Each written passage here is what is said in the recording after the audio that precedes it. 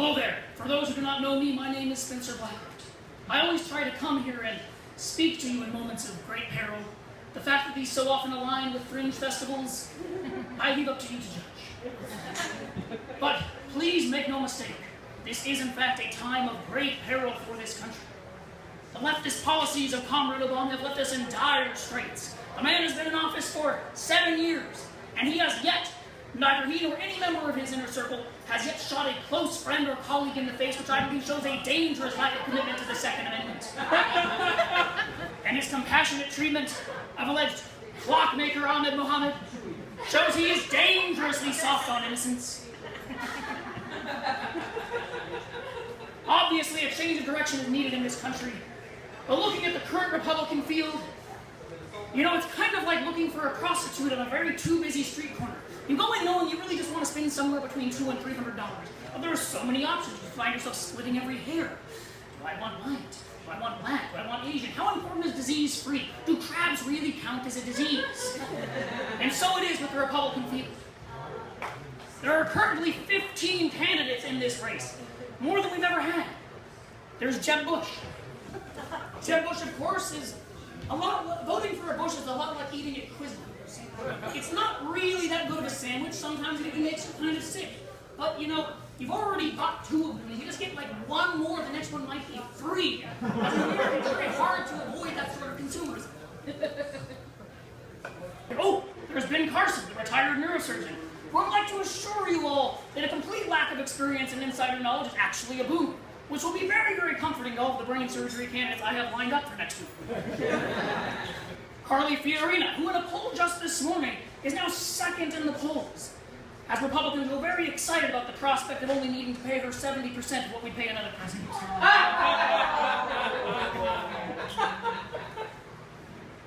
Which was this? Stuck together. Ooh, John Kasich, who very boldly announced in the last Republican debate that he has never known anyone who's against defunding Planned Parenthood.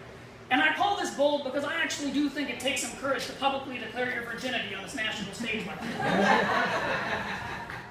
Scott Walker. Gotta be honest, I've kind of forgotten what he looked like. You think that's a good sign?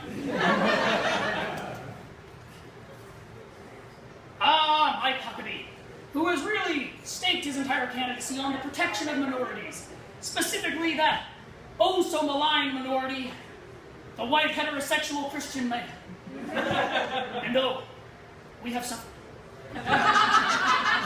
Sure, black people may complain of police brutality, women of unequal pay, Muslims of constant suspicion, but that is nothing compared to the slightly awkward conversations that we are inundated with every single day. But now, we have our own Martin Luther King Jr. in the form of Kim Davis, who is boldly leading us back to the 1980s, not only in the way we treat homosexuals, but by sporting a very, very stylish mullet.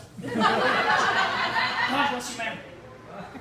Now, really, Huckabee, Cruz, and really the entire Republican field has really declared her to be our new Moses. And let me tell you, less attractive Kevin Spacey is right to do so. Because when it comes right down to it, you should never lose your job because of your religion or your willingness to do even the most basic tenets of that job. My religion, for instance, forbids me from paying taxes, or driving safely, or treating others with even a modicum of decency. And when it comes right down to it, all that Kim Davis is and I want is to be able to keep our positions of authority while we look down on you. And is that really so much to ask?